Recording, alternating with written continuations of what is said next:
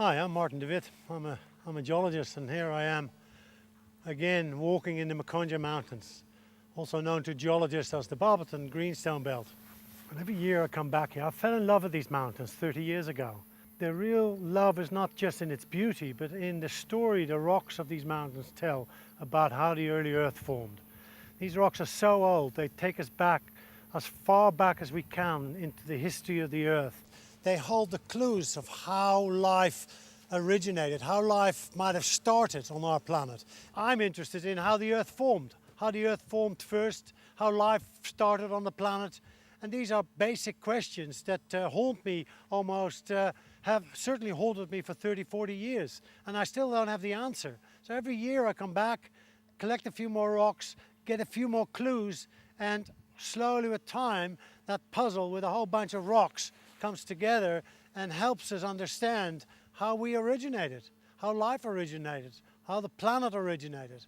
Those are very fundamental questions. These rocks go back in a timeline to more than 3.5 billion years ago. I have a rock here that is the oldest rock in the area. And this is typical of the kind of rocks that formed very early on around that time when the planet was very young. They are granites. We call them tonalites, and in this case it's clearly a banded tonalite. Its parent might have been something like this. This is a rock that has black minerals in it and white minerals, and when you squeeze these up, the black ones and the white ones line up, and you end up with it's not quite as simple as that, but you end up essentially with a set of rocks like this. These are continental rocks. They're not formed in the oceans. These are the first continents, pieces of continents that we have, and these would have provided some environments where one might expect life to have settled down. About 100 million years after these granites are formed, we get the next set of really important rocks preserved in the Mpumalanga Mountains. They are very special to this period of time in Earth history. They have been part of a large debate for the last 30, 40 years of helping us reconstruct what the planet might have been like at that time. Either these long blades of olivine tell us that they crystallize out very rapidly from a very hot magma. The magma might have been 1700, 1800 degrees centigrade. Today, basalts come out of volcanoes at 1300 degrees centigrade. So there's a difference of about 500 degrees centigrade that lavas might have had as they poured out onto the surface of the early Earth. The other debate says, now it wasn't just the temperatures that were higher, these rocks had more volatiles in them, more fluids, more water in them. And water brings down the temperatures, but it also allows for the crystallization of these rocks in a fast way as these rocks crystallize. And that's where the debate still is. Were these rocks really much hotter, or were they much more volatile as they came out? Either way, there must have been something different, because they just do not form today like this anymore. Associated with these komatiites are a whole bunch of other genetically related rock type. I've got another one here, and they show very beautifully the same kind of very strung out textures. Spinifex textures, we call them. And you can see them here in a polished section over here. These are slightly different than the komatiites in terms of their chemical composition, but they tell the same story. There is something very different. Again, we do not have rocks like this on the planet today. And associated with even these rocks, we have even stranger things. We have a rock type here that looks like it's got a whole lot of bubbles in it.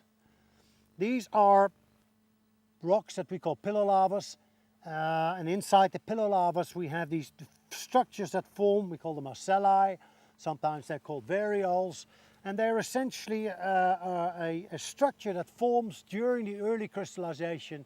As these lavas form the pillows inside them, the conditions are such that it starts to form these bubble-like features. They're not bubbles, they are crystalline inside them, and in a sense they are mini features like these spinifex textures that we've seen in the komatiites. But again, these rocks are typical of old rocks like in Barberton, If we go to Australia, the old rocks, and Canada, we see the same thing, but we never see them in modern rocks. So again, these rocks together make a very special team in a sense, and tell us that the conditions were very different than what we see today. Of course, I've been working around here and geologists working around here for years on end looking at these rocks. But if you want to have a quick glance at what these rocks look like, then the Cradle of Life Museum will show you these rocks in sequence, and you can see for yourself each of these textures that we've been talking about. And it would be a nice thing for you to do. See if you can recognize some of these things. See for yourself what these rocks look like, what the textures look like, and learn how to interpret them. What is so interesting about the Mpumalanga Mountains is that it's unique in a sense. There is no set of rocks at this age that is so well preserved. There are rocks in Australia called the Pilbara that are very similar, but they're not as well exposed. There are rocks that are slightly older and green, but they've been so squeezed up that you can't recognize the original structures. So what's important about Barberton and what's unique about Barberton and what's so special about it is that these are the oldest rocks on the whole planet where we can still interpret what was happening in the environments where these rocks were laid down. It's so well preserved. Sometimes it's hard to believe when you're walking along these rocks that they're that old because they look almost pristine. And that's what's special about Barberton. We're looking at pristine rocks, but they're 3.5 billion years old.